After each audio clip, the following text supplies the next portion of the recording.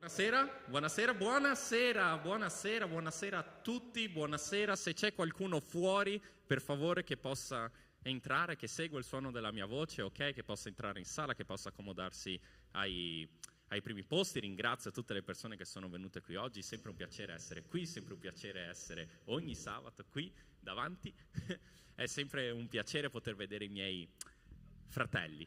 E per iniziare vi vorrei lasciare un testo molto importante per il messaggio dopo, che risponde a una semplice domanda, che è una domanda che adesso porgo a voi. Mi raccomando, non serve che rispondiate tutti, basta soltanto una alla volta, ma se voi doveste parlare di una persona che, come posso dire, valga la pena avere vicino a voi, che caratteristiche potrebbe avere questa persona? Qualsiasi caratteristica. Sincerità, ok, qualcos'altro? Saper ascoltare, una terza, ce la possiamo fare in mezzo al pubblico? Una buona caratteristica di una persona che vale davvero avere al proprio fianco? Una terza caratteristica, ce la possiamo fare, lo so che è dentro di voi, sulla punta della lingua, che è pazienza. Wow, mi sono piaciute un sacco queste caratteristiche. Io ve ne aggiungo due che ho trovato, in particolare nel libro di Proverbi, ok, capitolo 24. Proverbi è un bellissimo libro, se dovete iniziare a leggere la vostra Bibbia consiglio Proverbi, 31 capitoli, 31 giorni, ce la potete fare in un mesetto, che nel capitolo 24, in particolare nel versetto 3, dice: la casa si costruisce con la saggezza e si rende stabile con l'intelligenza. Perciò, cari miei, se cercate qualcuno, se cercate qualcosa col quale costruire la vostra vita, ok? Col quale costruire una casa, col quale costruire il vostro futuro, iniziate dalle fondamenta. Una persona che sia saggia, una persona che sia possibilmente intelligente, ok? A partire da queste due semplici caratteristiche vedrete come il vostro futuro sarà saldo. E mi raccomando, non cercate qualsiasi intelligenza mondana o la saggezza degli uomini, no, tutto questo da Dio. Cercate persone sagge nella parola, intelligenti in Dio, dotate di sapienza. Amen? Amen. Ok, perciò adesso possiamo alzarsi in piedi, per favore, che iniziamo con il nostro momento di lode e adorazione. Dato che non ci vediamo da molto, vedo anche persone che non vedevo da un bel po', oppure che sono addirittura la prima volta qui, perché non ci prendiamo un momento per salutare le persone che abbiamo di fianco? Perciò alzatevi pure in piedi, stringete mani, abbracciate e salutatevi, in modo che possiamo iniziare il nostro momento di lode e adorazione nel Signore Gesù. Grazie. Questa canzone si chiama Nel nome di Gesù e dice un salmo, Salmi 118 e 17: io non morirò, anzi vivrò e racconterò le opere del Signore. Questa è una canzone di lode e quindi vi invito a battere le mani e a lodare il vostro Signore con tutto il vostro cuore. Andiamo?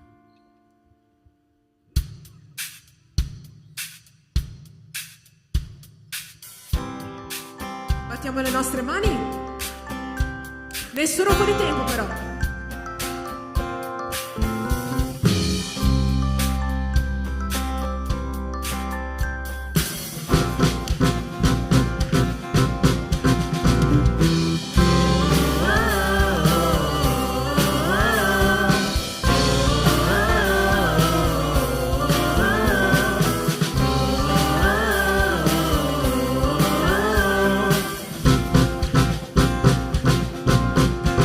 Per me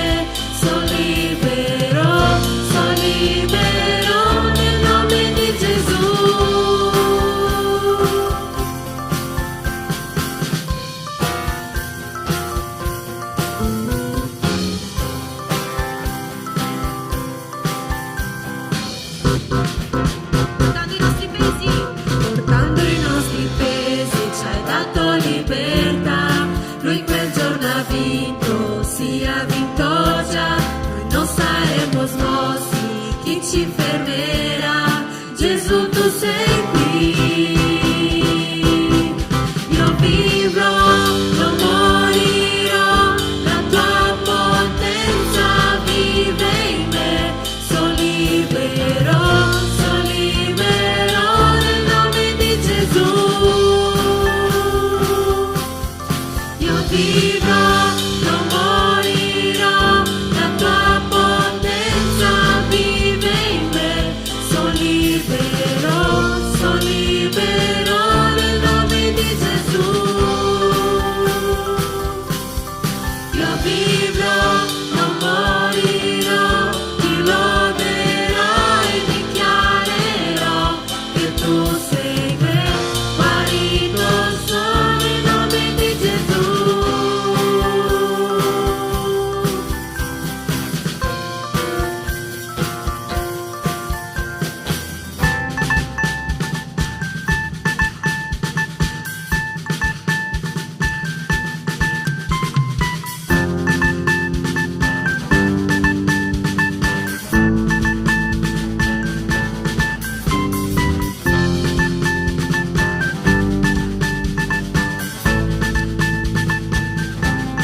Io per noi combatti, ogni fortezza fugge, il suo regno avanza, non sarà mai smosso, il nemico è vinto solo nel suo nome, la Chiesa guiderà.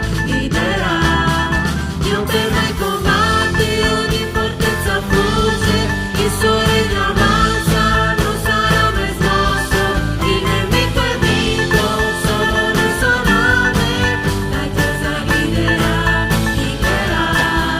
Dio per noi combatti, ogni fortezza fugge, il suo regno avanza, non sarà mai smosso, il nemico è vinto solo nel suo nome, la Chiesa guiderà.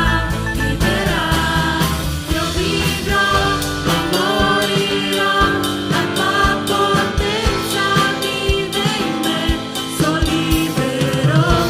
libero nel nome di Gesù. Io vivrò, non morirò, ti loderò e dichiarerò che tu sei me.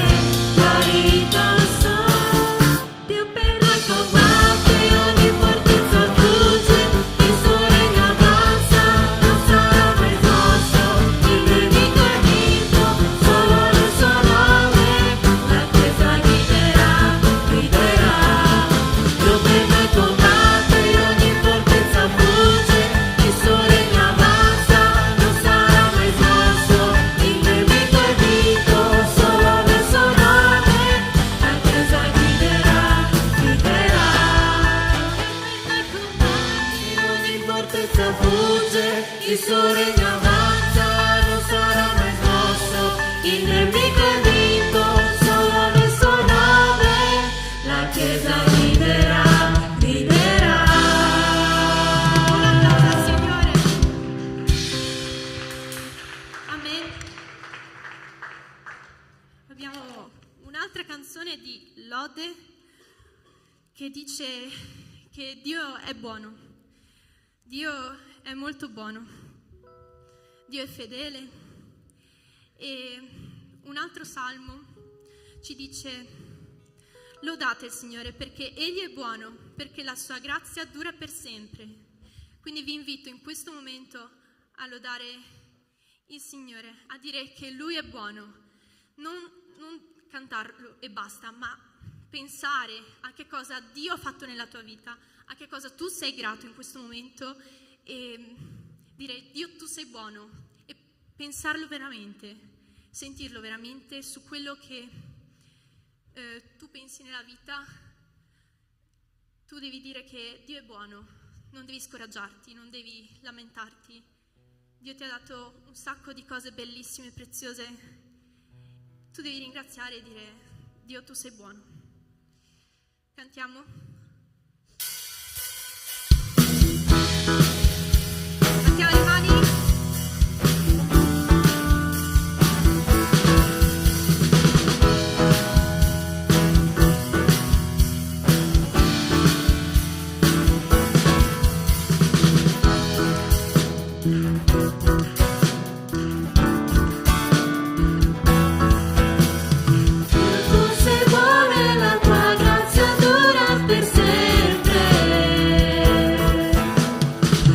tu sei buono e la tua grazia dura per sempre. Gente di ogni nazione e tribù, generazioni che vivono per lodare te.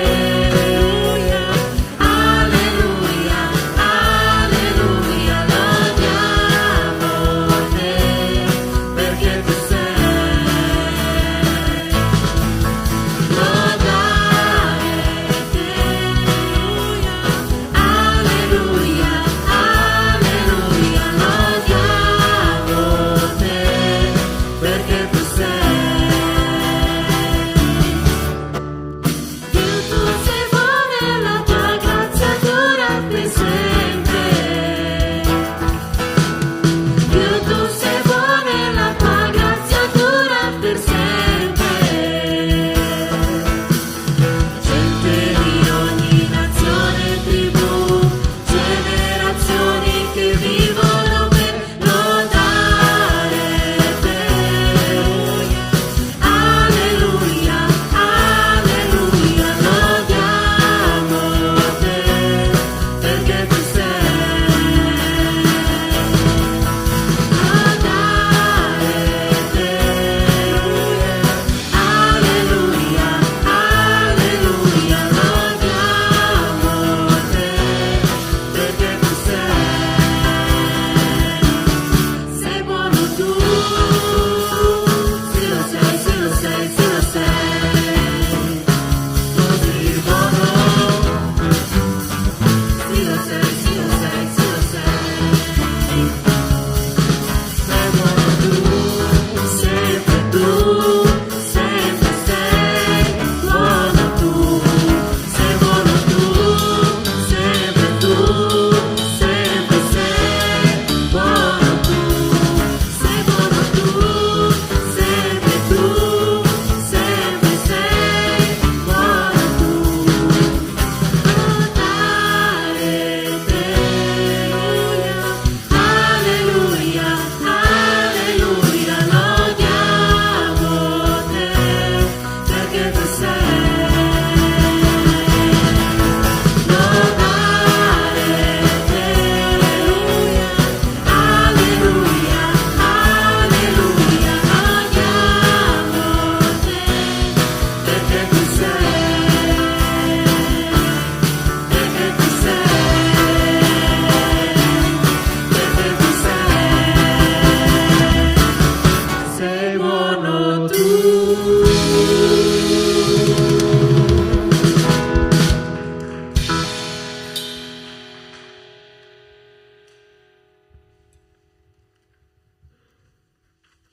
In questo momento vorrei fare una preghiera.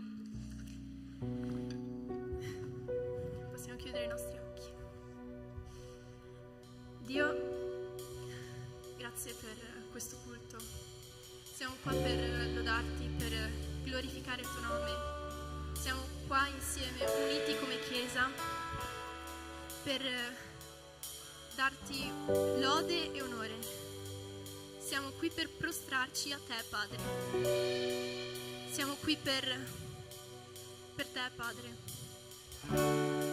Noi crediamo in te, noi ci fidiamo in te, noi vogliamo sentire la tua presenza. Toglici ogni rancore, Padre. Liberaci da ogni dolore. Ti ringrazio, Padre, perché abbiamo la possibilità di essere qui come Chiesa, abbiamo la possibilità di avere amici, abbiamo la possibilità di tante cose, Padre. Purifica il nostro cuore. Noi consegniamo il nostro cuore a te, Padre. Noi ci arrendiamo a te, Padre, perché tu sei il nostro Re. Ti ringrazio, Padre, per questo momento. Amen.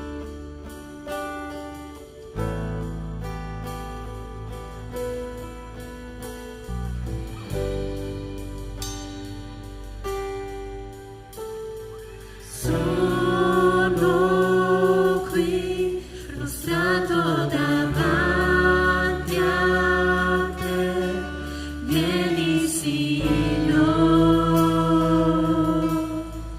vieni.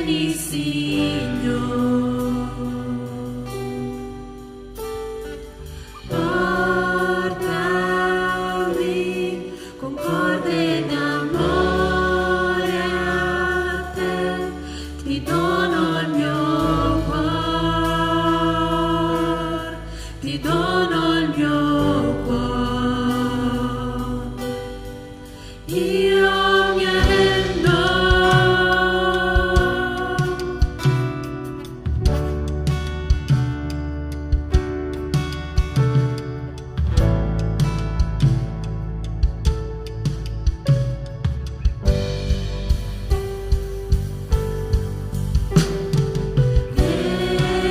Riempimi di grazia inondami,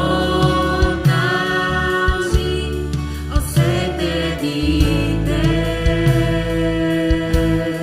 ho sete di te.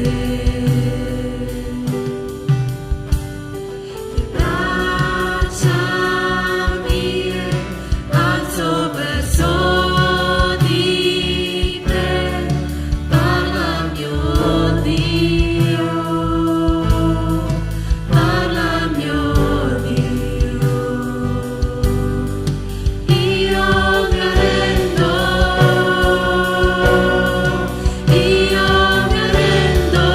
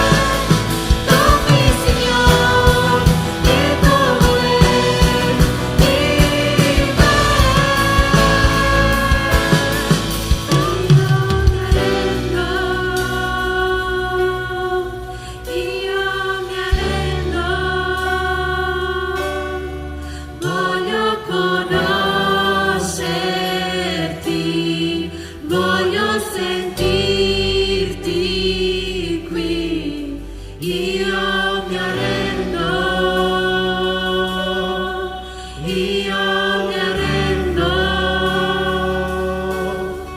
voglio conoscerti, voglio sentirti qui.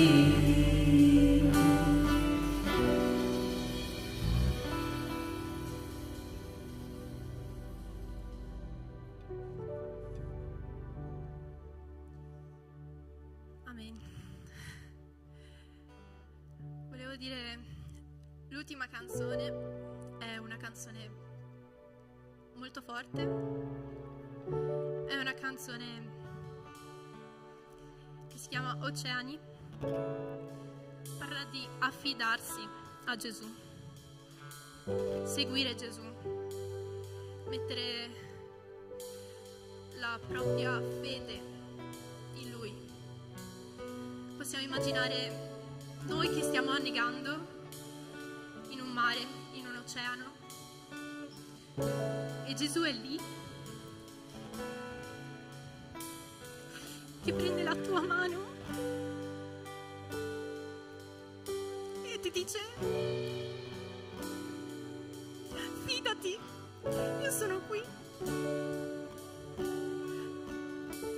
io sono qui.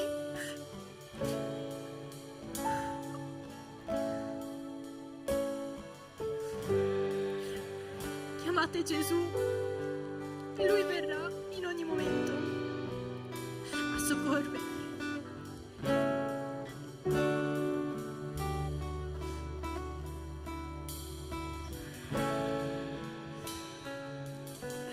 Chiamate Gesù, fidatevi di Lui,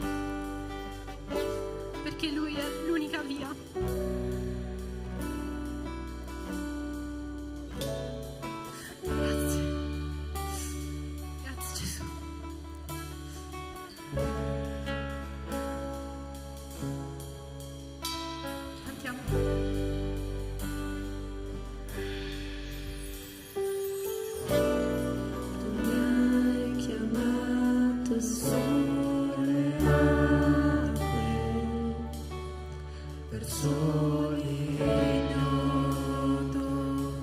So che affondere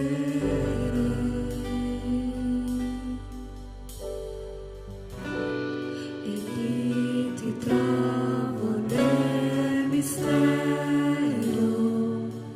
nelle profondità. Ho fede in te.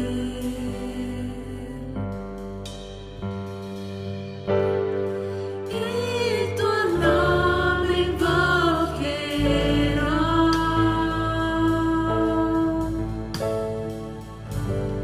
oltre le onde guarderò.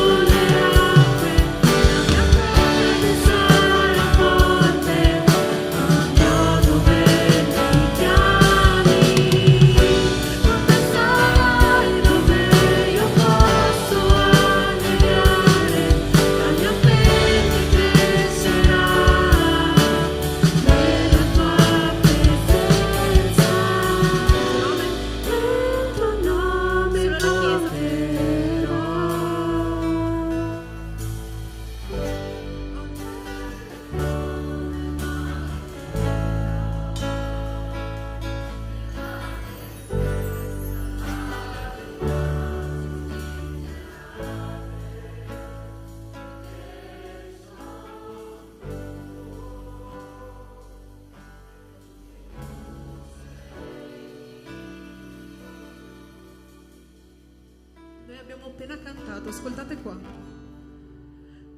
Guidami a camminare sulle acque, la mia fede sarà forte, andrò dove mi chiami, con me sarai dove io posso annegare, la mia fede crescerà nella tua presenza. Forse voi non avete capito cosa significa camminare sulle acque, qualcosa che secondo l'umano è impossibile. Chi è che ha già camminato sulle acque qua? Può alzare la mano. Ecco come immaginavo. Guidami a camminare sulle acque, la mia fede sarà forte. Andrò dove tu mi chiami. Tu sai dove Dio ti sta mandando? No. Non sappiamo dove Dio ci manderà. Non sappiamo che cosa ci sarà, cosa ne sarà del nostro futuro domani. E poi all'inizio noi abbiamo cantato: tu mi hai chiamato sulle acque, verso l'ignoto io so che affonderei. Lì ti trovo nel mistero, nelle profondità. Io ho fede in te. Tu non sai dove ti manderà il Signore. Tu adesso stai dicendo, proclamando: sì, io camminerò sulle acque, io avrò fede in te. E credo che tu debba cantare questa canzone ancora più forte, perché questa promessa tu te la sottolinei sulla tua testa. Perché è facile camminare quando tutto va bene, è facile camminare quando le prove della lode vanno bene, quando siamo tutti quanti in orario. È facile no arrivare quando tutti ti guardano, ti salutano, e ciao, come stai, abbraccio, bacio. È facile no venire ogni domenica, predicare. È facile no seguire la parola del Signore quando tutto va bene. Ma quando una cosa va male nella tua vita, tu gridi: oh Signore, ti metti in piange: ma non ce la faccio, Signore, togli da me questo fardello, non ce la faccio. Tu hai appena proclamato: io camminerò sulle acque, perché tu sarai lì a sostenermi. Io non camminerò con le mie proprie gambe, io camminerò perché tu mi darai forza nelle mie gambe di camminare dove nessun altro ha potuto camminare.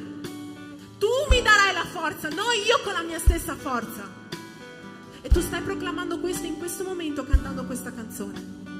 E questo ti possa essere forte, perché Dio sì ti manderà a camminare sulle acque. Tu camminerai sulle acque e tu devi guardare da su, perché da su che viene la tua forza per alzarti e camminare, non la felicità apparente di ogni giorno, ma quello che il Signore dice di te, quello che il Signore dice nella sua parola è quello che ti deve dare la forza, non quando tutte le cose vanno bene. E possiamo cantare un'ultima volta quest'ultima cosa che abbiamo cantato. Guidami.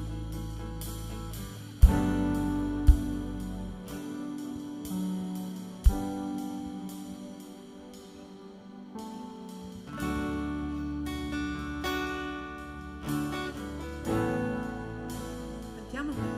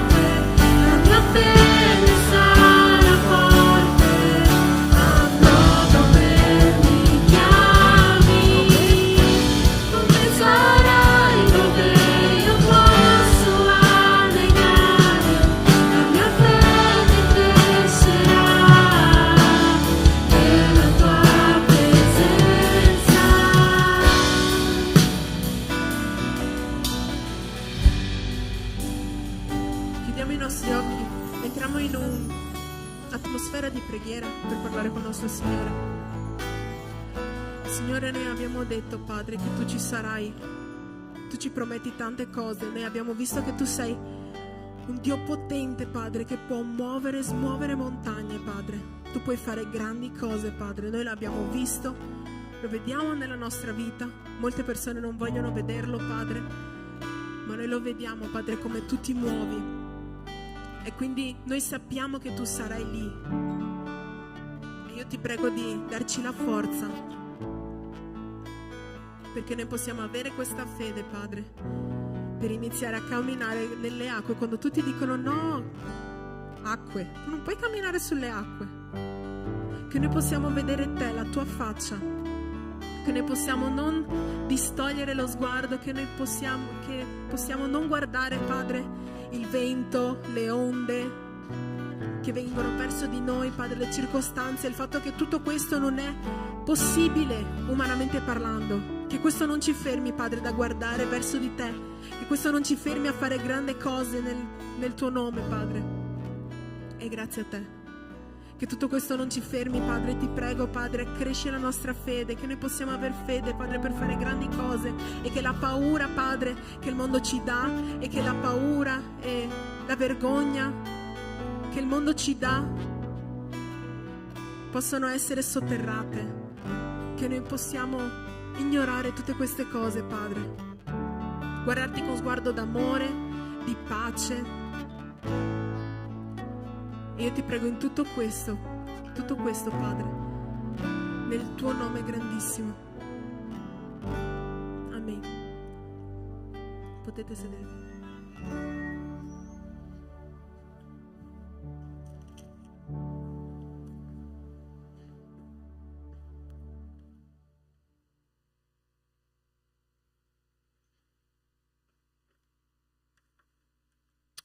Ok.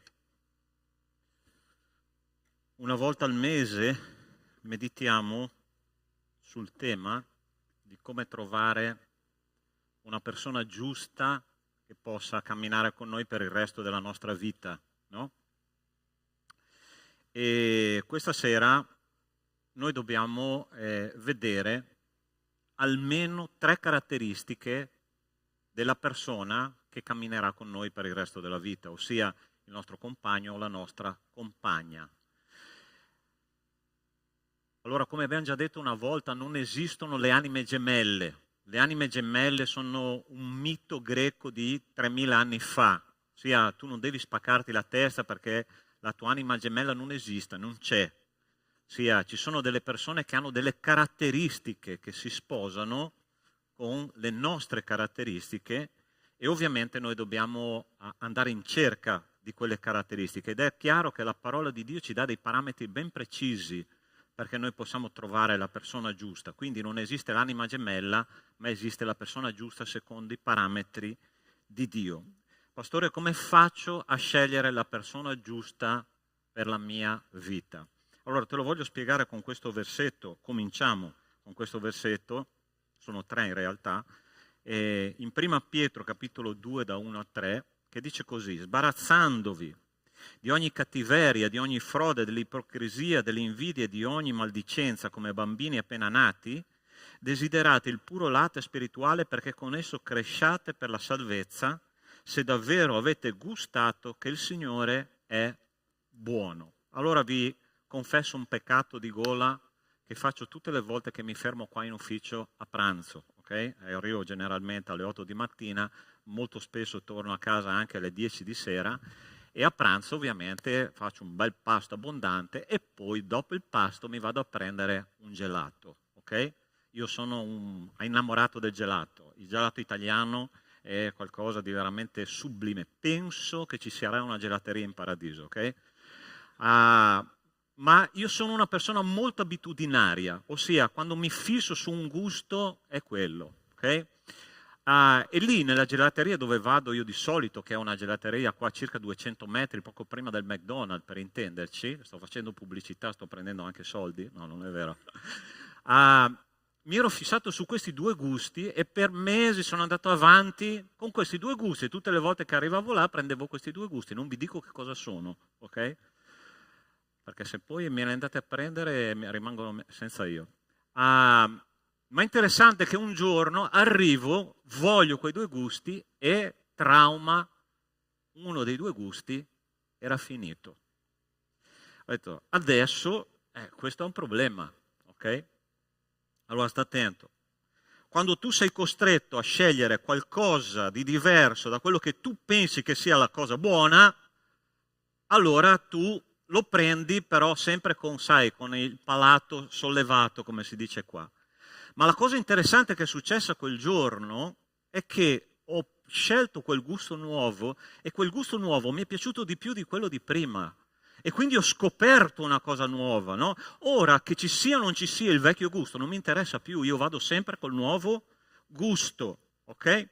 Ed è quello che dice questo versetto. Quando è che io riesco a scegliere la persona giusta per la mia vita?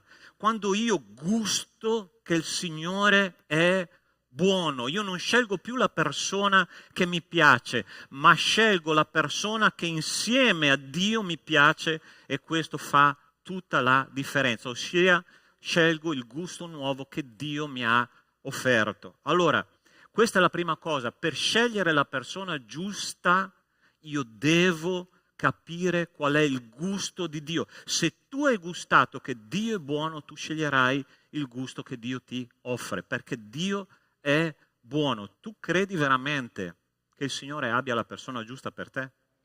Sì? Tu sai che Dio ha la persona giusta per te, e gli sposati fanno poca fatica, ok? Dio ha la persona giusta per te, ma la prima cosa che tu devi verificare nella tua vita è se tu hai gustato che veramente Dio è buono da offrirti il gusto migliore di quello che tu pensi di stare gustando in questo momento. Forse ti piace una persona, forse ti piace un tuo compagno di classe, un tuo amico, ma il Signore dice: guarda che io ho un buon gusto da offrirti, ho un buon gusto da farti provare, vieni qua che la cosa è completamente diversa. E quando tu cominci a assaggiare la bontà di Dio, tu cominci ad avere il palato raffinato. Allora, sta attento. Se noi dovessimo questa sera identificare la persona che camminerà con noi per il resto della vita come un gelato, io voglio darti 3 gusti speciali questa sera, ok? E che tu dovrai cercare sicuramente nella persona che Dio ti presenterà, oppure ricercare nella persona che Dio dirà: questa non è la persona giusta per te. La prima cosa, questa persona dovrà avere uno sviluppo caratteriale, diciamo così, armonico. Allora sta attento cosa dice la parola di Dio.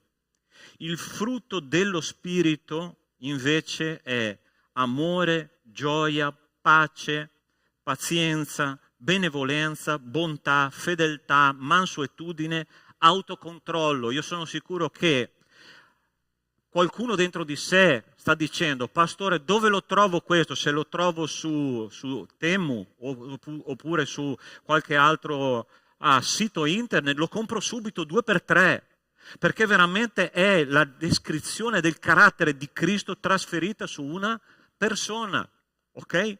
E queste caratteristiche devono far parte, ossia, lo ripetiamo, amore, gioia, pace, pazienza, benevolenza, bontà, fedeltà, mansuetudine, autocontrollo, devono far parte della persona che io andrò a sposare, perché è quello che il Signore vuole da ciascuno di noi e dalla persona che camminerà a fianco a noi.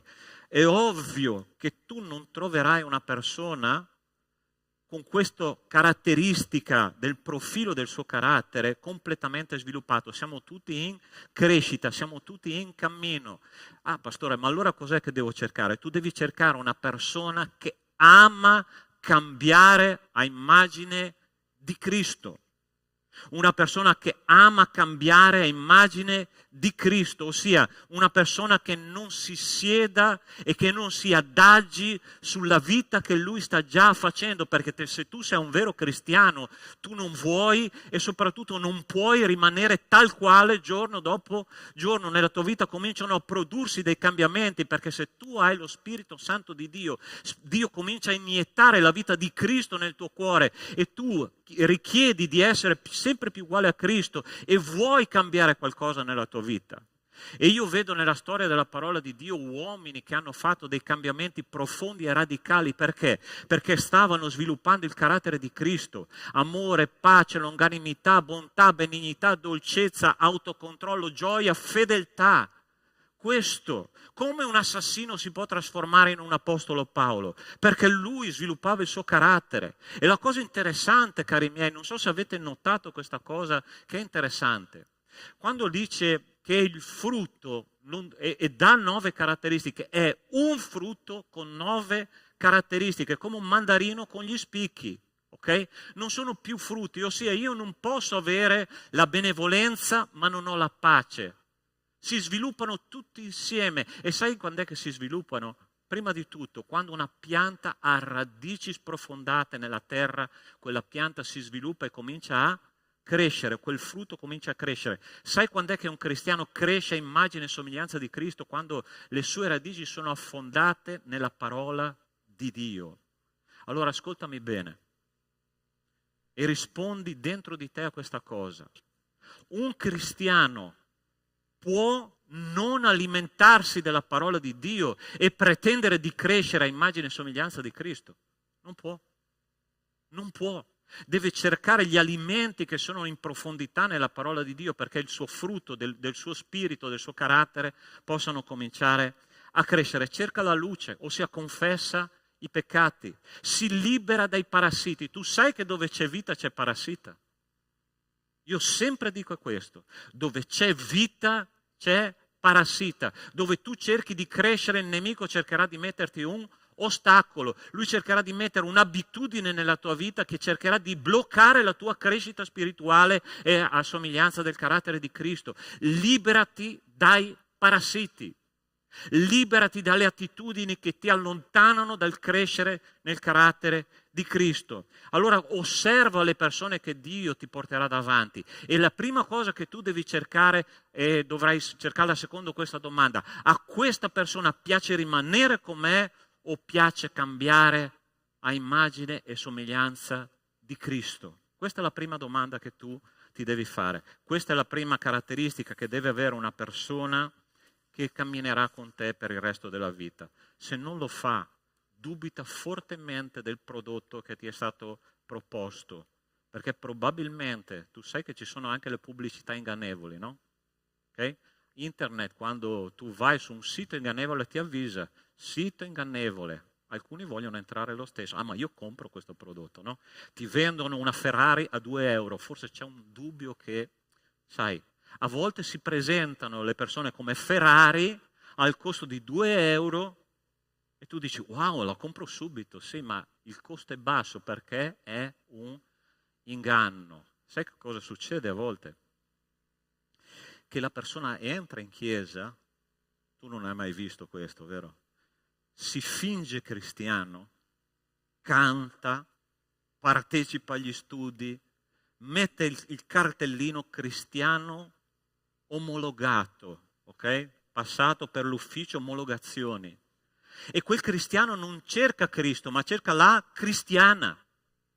Ed è così che succede. Sai perché questa etichetta? Perché io vado là dove ci sono le brave ragazze, me ne prendo una, me la sposo, me la porto a letto, faccio tutto quello che devo fare e a me non interessa niente di Cristo. Attenti alle simulazioni, attenti agli inganni, perché ce ne sono tanti e il diavolo vuole distruggere la tua vita. E se lui mette una persona sbagliata nella tua vita, tu sarai rovinato per sempre. Ah, pastore, ma si può divorziare? Così semplice, vero, oggi? Vita rovinata, famiglie rovinate, sogni rovinati, aspettative rovinate. E se ci sono figli, figli rovinati. È questo che succede, cari miei. Scegli una persona che cresce a immagine e somiglianza di Cristo. Non scegliere una persona che gli piace essere com'è e non vuole fare nessun cambiamento nella propria esistenza. Secondo punto, una persona giusta è una persona che costruisce relazioni sane. Allora guarda cosa dice la parola in 1 Corinzi capitolo 15 versetto 33, dice: non vi ingannate, le cattive compagnie corrompono i buoni costumi. Pastore, io sono cristiano, posso andare in mezzo alla gente, fare la differenza, ma se la cosa comincia a diventare un'abitudine, comincia a farti venire qualche dubbio. E sai perché ti dico devi farti venire dei dubbi? Perché la cosa è seria. Allora sta attento. Se tu frequenti, guarda quante volte ho sentito, pastore, io vado in discoteca ma là evangelizzo. Signore misericordioso, dico, ma possibile che i ragazzi cadano in queste trappole? E dopo una volta, 2, 3, 4, tu vedi che loro cominciano a mettere fuori. Dopo è impressionante, no? Che poi pubblicano pure le cose su Facebook, su Instagram, su TikTok, e tu li vedi là che trincano come tutti gli altri, che ballano, che fanno festa, e tu dici, Signore, hai visto come evangelizza? Hai visto come evangelizza? È così che funziona. E carissimi, una persona che è per te, una persona che non sceglie cattive compagnie, perché la persona ti trascinerà nella corrente. Non sentirti più forte di quello che tu sei. Tu sei dipendente da Cristo e solo in Cristo tu hai la libertà. Allora sta attento, o stai attenta, una delle due, o maschile o femminile. Tu sceglierai una persona che gli piace più la compagnia del mondo che non la compagnia dei cristiani veri. Allora ci sarà una situazione in cui si creerà nella tua vita che lui o lei saranno in mezzo a una compagnia e cominceranno a dire parolacce, cominceranno a fare cose contrarie alla volontà di Dio, e ovviamente tu ti adatterai, comincerai a fare quelle risatine, no? Ossia, per approvare quella persona, perché tu sei insieme a quella persona e dovrai adattarti alla situazione. Io questi qua li chiamo i cristiani camaleonti. Okay? Che prendono il colore del posto dove sono. E sai cosa stai dicendo quando tu diventi un cristiano camaleonte? Stai dicendo, io amo più la persona che è a fianco a me che non il Signore a cui devo tutto l'onore e tutta la gloria. È così che funziona, cari miei. Non siate cristiani camaleonti. Non cercate persone che non hanno un vero rapporto personale con Cristo e soprattutto che cercano la compagnia delle persone di fuori, perché le cattive compagnie corrompono i buoni costumi. Ma pastore, io sono un cristiano. Non fidarti di chi ti predica che tu puoi andare dove vuoi senza contaminarti, perché tu ti contaminerai sì. È questo che dice la parola di Dio. Scegli bene le persone con cui uscire, scegli bene i posti dove andare, scegli bene i film che devi guardare, scegli i libri che leggerai, perché questo farà una grande differenza nella mia e nella tua vita. Terzo punto e ultimo. Il terzo gusto di questo gelato che tu devi cercare è questo. Deve essere una persona pronta a tagliare il cordone ombelicale. Guarda come Dio ha progettato la cosa, sta attento. Dice, perciò l'uomo lascerà suo padre e sua madre e si unirà a sua moglie e saranno una stessa carne. Allora, hai mai visto questo testo in questi 3 passi che bisogna fare? Prima, e l'uomo lascerà suo padre e sua madre, si unirà a sua moglie e poi alla fine sarà una stessa carne. C'è una sequenza ben precisa. Allora sta attento da dove vuole cominciare il mondo, siamo sinceri. Io voglio essere una stessa carne. Io voglio cominciare da un rapporto sessuale. È ovvio che si comincia così nel mondo. E poi è interessante che, ti ricordi che cosa ha fatto Davide con Betsabea? Davide che cosa ha fatto con Betsabea? Ha desiderato, ha messo incinta la moglie di un altro, il re Davide. Ragazzi, alzate le antenne perché vi sto dicendo cose grosse. Ossia, un re che conosceva Dio, che la parola di Dio dice che aveva il cuore secondo il cuore di Dio. Una sera, dice, il testo biblico, se tu lo vai a leggere tutto, è molto interessante, dice, era il tempo dove i re andavano in battaglia, ma lui rimane a casa, rimane nel suo palazzo reale e comincia a passeggiare avanti e indietro per il balcone, e dall'altra parte lui dice la parola di Dio che vede una donna bellissima. È ovvio che quando tu cominci a vedere, la seconda cosa che comincia a succedere è desiderare. E la terza cosa dopo il desiderio è peccare. E quello è la stessa cosa che hanno fatto Adamo ed Eva. Ma il Signore Veramente ha detto così che tu non puoi perdere? No, ma dai, ma prendi, è una roba semplice. Dopo ti sentirai tranquillo. Ed è interessante che Davide pecca, la mette incinta e dopo che cosa fa? Sta attento. Dopo chiama il marito, lo fa ubriacare e gli dice: ma dai, ma vai a casa con tua moglie per coprire il peccato, no? Abbi un rapporto con tua moglie, per carità. Così lui copriva il proprio peccato. Ma lì Dio ha messo un pensiero nel cuore di quella persona e gli ha detto: no, no, tu non andrai a dormire da tua moglie, tu dormirai sulla piazza perché i tuoi commilitoni stanno dormendo per terra là nel campo di battaglia e tu dormirai qua. E quando Davide ha sentito questa cosa ha detto: non posso ingannarlo, perciò lo mando in battaglia in prima linea, così lui muore, così io mi prendo questa moglie. Tu guarda la macchinazione del diavolo come ha fatto la testa del più grande re di Israele.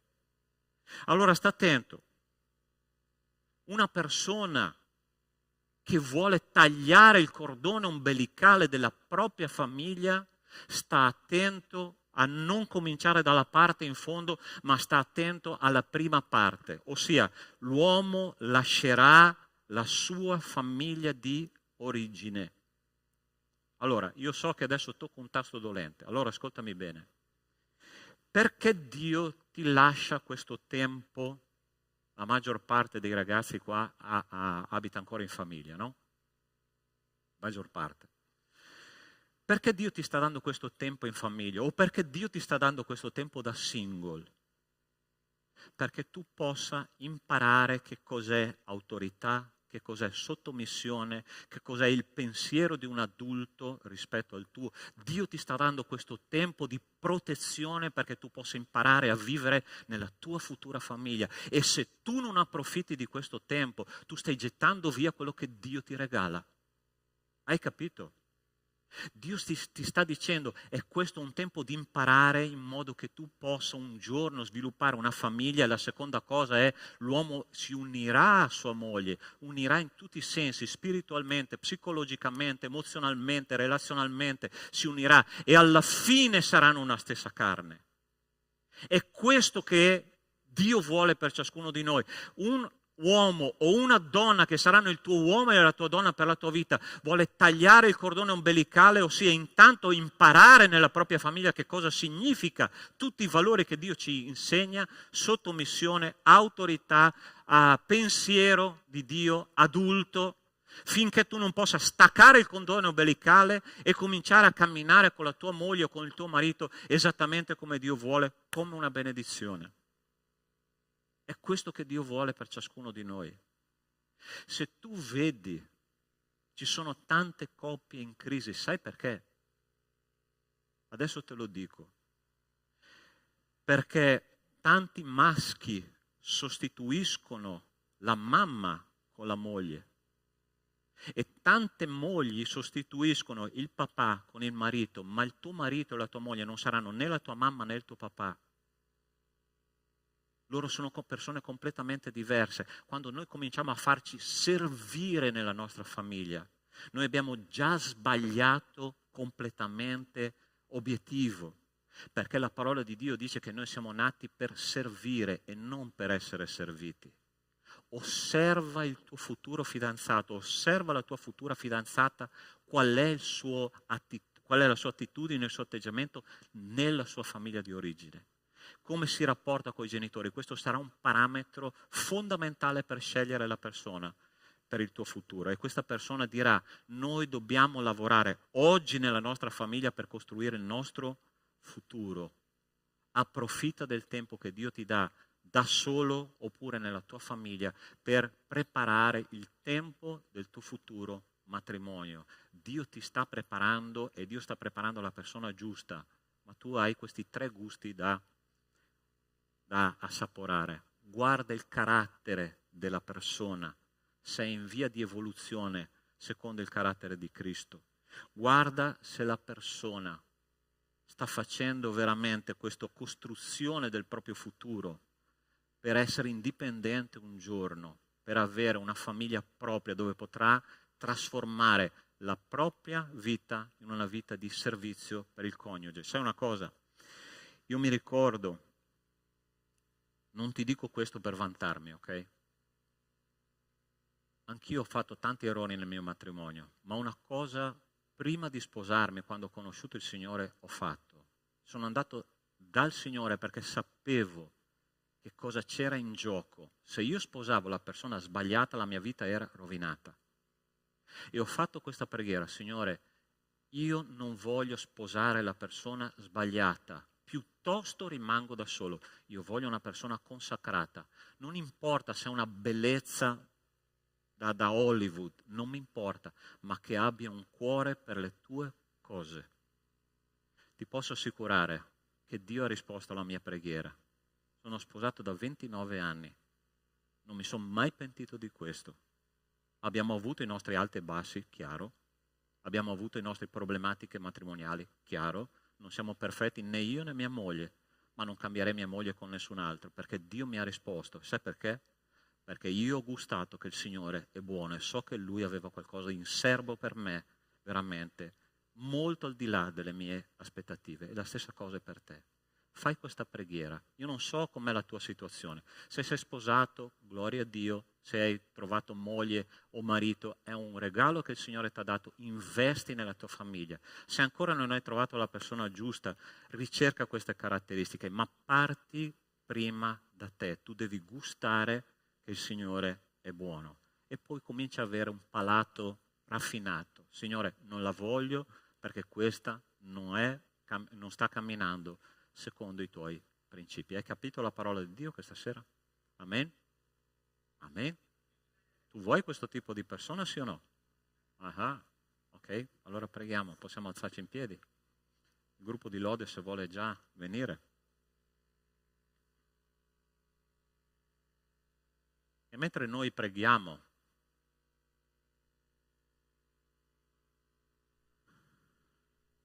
io ti chiedo ancora una volta, tu credi che Dio è buono, davvero buono, da avere in serbo per te? Una persona che può darti gioia nella tua vita? Io credo di sì. Io l'ho sperimentato, ma io non sono un caso. Non è perché sono pastore che Dio ha risposto alla mia preghiera. Io sono un figlio di Dio come te. E Dio ha in serbo la stessa cosa per te. Ma il tuo cuore deve essere orientato a questo. E deve cominciare a dire: Signore, io voglio la tua volontà, non la mia, la tua. Non camminare con una persona che non teme il Signore. Ti scongiuro, non farlo. Ah, pastore, ma se lo Spirito Santo poi la tocca, e se non la tocca? Tu non conosci il tuo futuro, Dio sì. Io ti chiedo solo di essere paziente, di orientare il tuo sguardo verso il nostro Dio, che sempre è buono e la sua benignità dura in eterno. È Lui che sa che cosa succederà. E io vorrei che tu stasera potessi consacrare il tuo cuore a questa scelta che il Signore ha già fatto per te. E un giorno tu alzerai gli occhi e dirai: Signore, questa è la persona giusta, è questa. E Dio ha questa benedizione per te. Ma tu devi desiderare. Sai, un giorno Gesù ha incontrato un cieco, malato, nessuno poteva guarirlo, e Gesù gli ha chiesto una cosa, gli ha detto: che cosa vuoi che io ti faccia? Vedi com'è importante la volontà. Dio fa le cose, ma noi dobbiamo avere la volontà che Lui le faccia. Se tu vuoi, Lui può fare. Io voglio pregare per te. Nostro Dio, io ti ringrazio perché la tua parola è stata predicata questa sera. I tuoi principi sono chiari. La tua volontà, Signore, per noi è bontà. Signore, io ti chiedo che ciascuno di questi ragazzi possa gustare la tua bontà per scegliere la tua volontà. Non permettere, Signore, che nessuno di loro sia ingannato. Non permettere, Signore, che nessuno di loro sia portato via da una persona sbagliata, ma che loro investano sul loro futuro. Dai pazienza a tutti loro di aspettare il tempo giusto, perché tu, Signore, opererai. La tua parola dice: stai in silenzio davanti al Signore e aspettalo. Padre, io ti ringrazio perché tu sei padrone del futuro, ma ti voglio chiedere, Signore, che oggi noi possiamo diventare padroni del nostro presente e decidere, Signore, cosa fare sulla base del tuo amore. Grazie, Signore, perché hai grandi cose per noi e noi vogliamo approfittarne. Nel nome di Cristo Gesù. Amen. Amen. Sei pronta per lodare il Signore? Ok?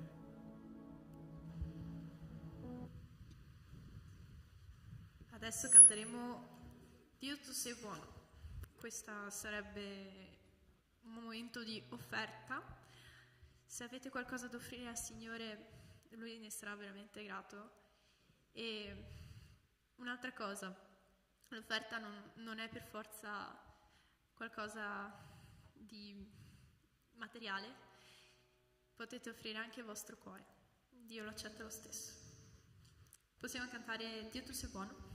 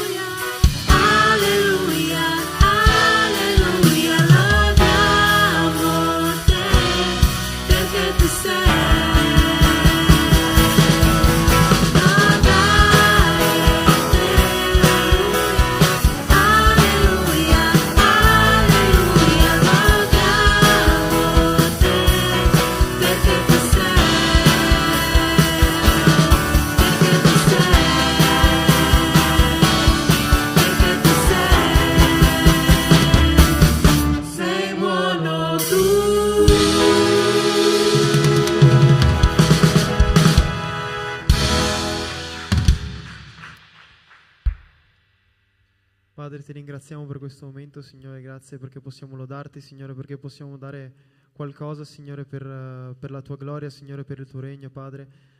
Ti chiedo, Signore, di benedire quelle persone che hanno avuto coraggio, Signore, di dare il proprio cuore, Signore. Ti chiedo di benedire quelle persone che hanno dato anche qualcosa di materiale, Padre. Ti ringrazio, Signore, perché tu ci parli, Signore, sei qui in mezzo a noi, Signore. Ti ringrazio per la tua presenza, Padre. Grazie perché possiamo lodarti, abbiamo delle voci per innalzarti, Signore. Grazie per questo momento, nel nome di Gesù. Amen. Amen. Potete sedervi.